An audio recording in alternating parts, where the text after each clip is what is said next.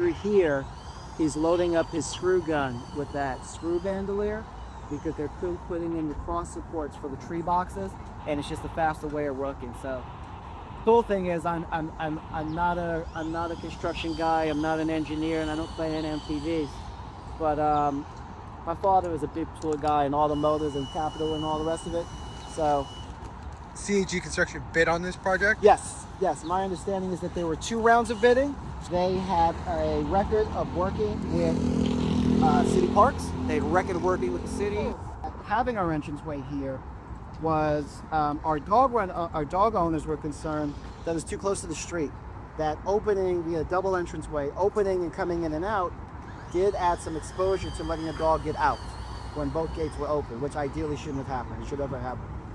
But very close to the street, and there's a very thin margin of error. We also heard some community pushback and concern originally that the dog entrance was too close to the playground entrance, and that we have members of the community bringing their children, we have daycares bringing little ones, they come in during the day, they cross the street, and having this parade of children being in such close proximity to dogs that they're not familiar with was not an ideal situation. So one of the things that we put in our design and parks recognized and supported is we moved our entranceway to the promenade halfway down along the walkway. So we've separated the dogs in and out from the kids in and out. And that was a brilliant observation. It was responsiveness to the community. It was the right call to make, and it was easy to implement. Talked about you. So this large tree was the furthermost tree in our run. Parks was very generous. They agreed with our proposal to extend the run to the next light post, and it has allowed us to put in a secondary run, which we'll use for programming. We'll use for small dogs. What was here before? Just seating and stuff? It was like the rest of. Let's walk to the end. I'll show you. Park space for the most part was similar to this, although not as ice covered. But as you can see, this is by no means landscape. It's by no means maintained. And this section was also, for the most part, that. It was open, but it was unutilized. I think it's an asset to the neighborhood. I think it shows investment in Riverside Park and in the north parts, particularly north of 1 through 5.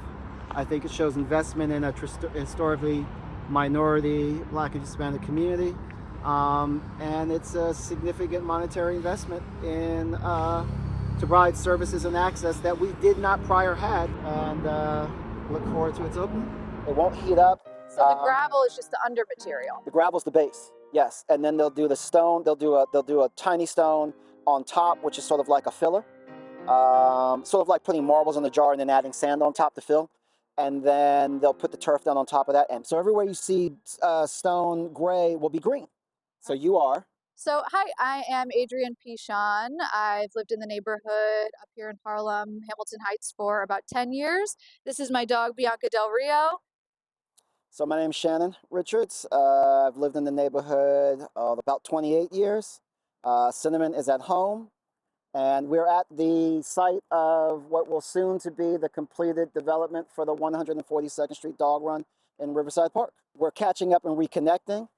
Adrienne was one of the leads for the group prior to creating the evolution that brought a dog run site to this location in partnership with the district council member at the time, Mark Levine, the Riverside Park Conservancy, and City Parks, as well as the local Community Board 9 and all the rest of it. As I told Darren, I'm so happy to just still local, to connect and acknowledge and say thank you, because A, directly yield to B, and B is yielding to this. So well, and we weren't even the first people to start advocating for the dog run. Okay. There was people 2 or 3 decades before us. They tried to get a dog run here 20, 30, 40 years ago. Yeah, we were all gathering at 152nd Street, which is the ultimate site of the Denny Farrell pedestrian bridge. There was this big, beautiful mulberry tree. It was fenced in. There was mulch, and it was a gorgeous view. Okay. And we built a really lovely community. So when we saw tape go around the trees and signs start going up, about, construction coming in this area, we were like, oh no, What what's year? going to happen? 15?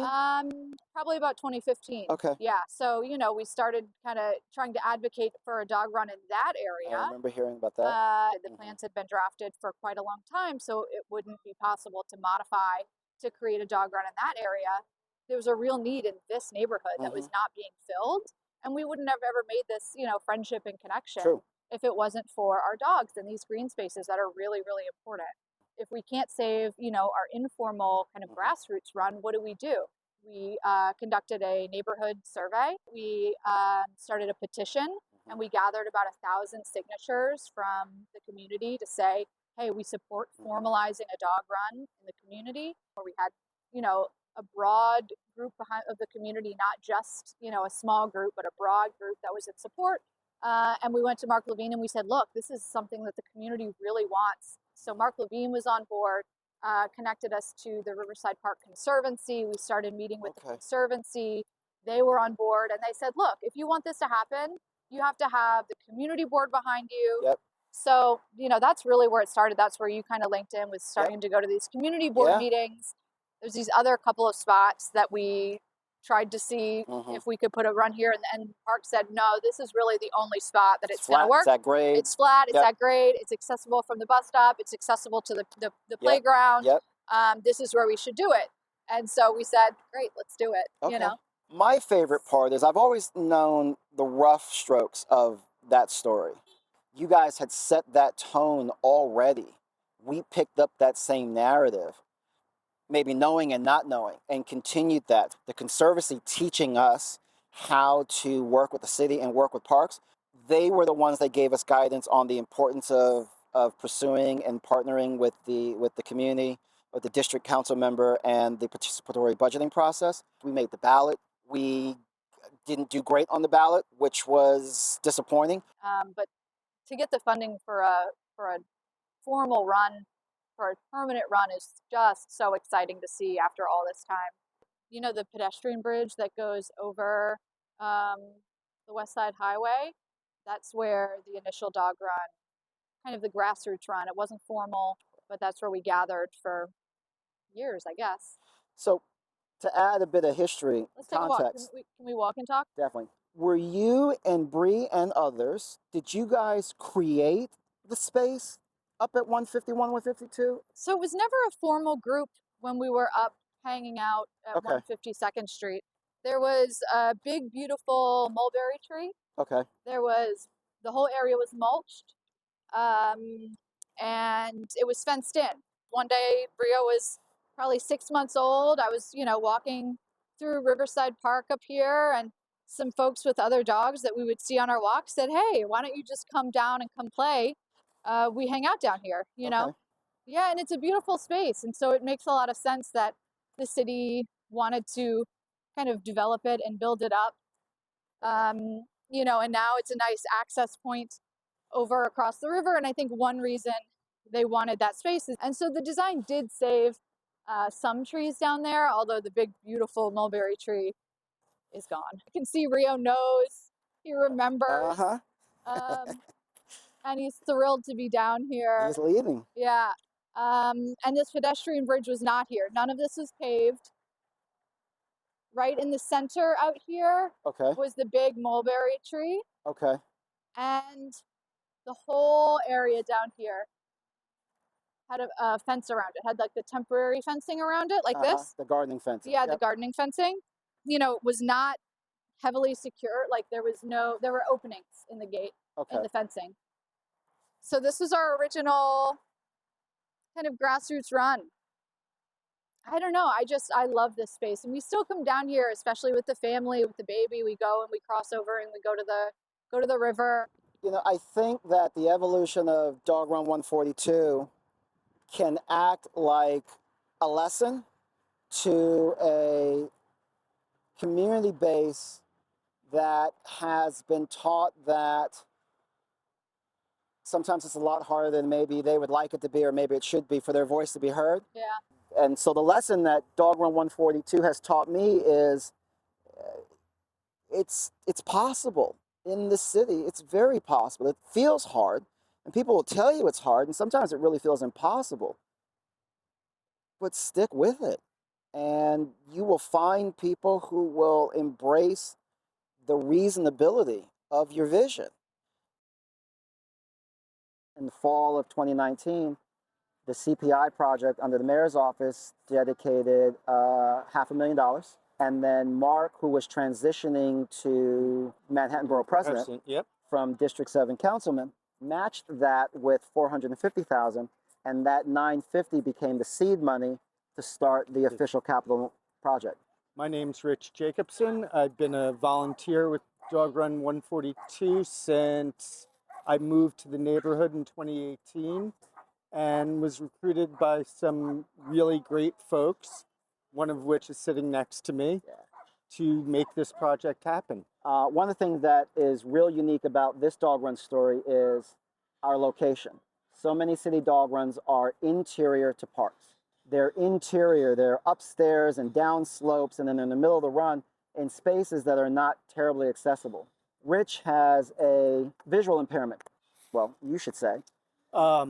It makes getting around difficult. The old dog run was basically just plain dirt, and it had a lot of holes and was very uneven. It was hard to get around. And during this process of negotiating for what we wanted, gentleman sitting next to me made sure that accessibility was part of the conversation, making sure that everybody could use the run, whether you had a visual impairment, a physical impairment. Now we have an even surface, so I don't feel like I'm constantly in danger of falling. Well, you were with me that day. We did this together. You and I, we were sitting on the benches that were on that end of the run, and we were facing the east, facing the building across the street, and two of the MTA Accessoride buses pulled up and parked in the M11 bus stop. They were here to pick up some clientele that were in wheelchairs, powered chairs, from the buildings across the street. The epiphany was that our dog run was uniquely positioned. We are at grade level, we're at the curb, we're next to a bus stop, we're clearly adjacent to Accessoride servicing. And so the idea was if we could do cement ribbons to provide serviceability and stability around the edges and turf in the center, we would expand usage of the run to a community of dog owners that may not be able to easily walk themselves or come out to a dog run. We could do something that no other dog run adjacent to us could. And I think parks saw that. They saw an opportunity to be serviceable, accessible, community widening, and still also partnering with an active volunteer group that was really invested in appreciating and taking care of it. From the days that I got involved, the one thing that has been absolutely consistent is the conversation about how this is a resource for the community. The other night I came here with Clyde. It was either the first or second time we had been here. I think I texted Shannon and said, it's just amazing. Hi, my name is Megan Pivovar, and I am a resident of Hamilton Heights and a frequent patron of Dog Run 142. You are one of our volunteer leads at Dog Run 142. Stop being humble. I'm Megan Pivovar, and I'm a volunteer lead at Dog Run 142. Yes, and have been the most instrumental lead in terms of developing our social programming. When Lucy and I came into the neighborhood, the one thing I found that we had a great dog run community, but really no thing kind of bringing us together. So I started a small WhatsApp group, and that has grown to close to 100 members today, and it's where we can connect as a community. Megan brought a social engagement to the run that was desperately needed. The events are fun. Dressing people up as Santa Claus and Christmas elves and the Grinch is fun. Expanding the Halloween event is fun, and it brings us closer together. The pool party was fun, you know, but most of it's just around the engagement of the people, the neighbors. Yep.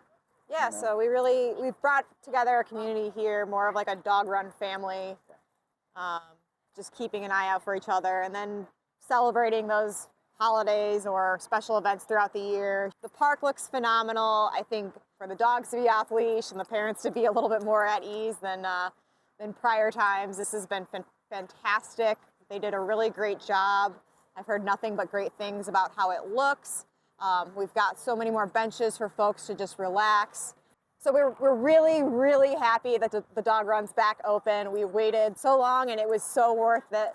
It's absolutely a gorgeous facility. We were here day one as soon as it opened. I think the dogs and the humans alike were equally as thrilled about this opening and being able to come back together as a community and just really enjoy the outdoor space. It's absolutely beautiful. I hope everyone comes down and checks it out. Everybody's really excited for it. Everybody's really excited to have it. All right, I think we're going to get started. All right, welcome everyone to this ribbon cutting ceremony for the new Riverside Park Dog Run 142. Very happy to be able to introduce to you the Manhattan Parks Borough Commissioner, Tricia Shimamura. My name is Tricia Shimamura, and I'm just so happy to be able to be with you all today to celebrate a really happy day for Riverside Park, this incredible dog run at 142. We're going to hear from a few of our elected officials today, but just to give you a few highlights, over $800,000 went into making this dog run a reality. Here we have a fully synthetic turf that is made for dogs, that's going to be able to have proper drainage, a soft surface for our dogs to run around in. I want to thank our borough president, Mark Levine, together with mayoral funding, with council member funding. That's how we got to our $850,000 number.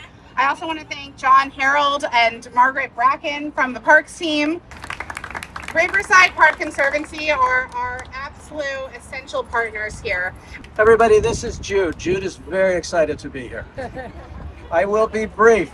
It took the Parks Department knowing what was feasible and appropriate to get us here, and it took generations of dog owners and supporters who wanted to see it happen. They held on to it like a dog with a bone.